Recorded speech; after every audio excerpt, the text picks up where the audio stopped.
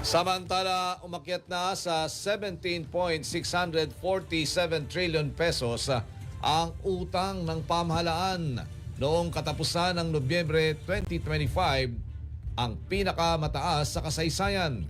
Ayon sa Bureau of Treasury, mas malaki ito ng halos 10% kumpara sa naitalang 16.052 trillion pesos noong November 2024.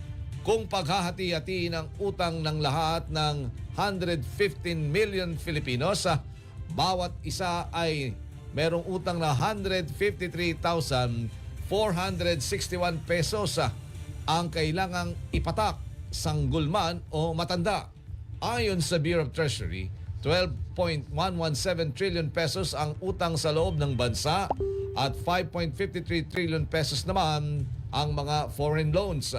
Panay ang pangungutang ng pamahalaan dahil sa palaging mas malaki ang ginagastos kaysa nakokolekta mula sa mga buwis, taripa at iba pang mga fees and charges.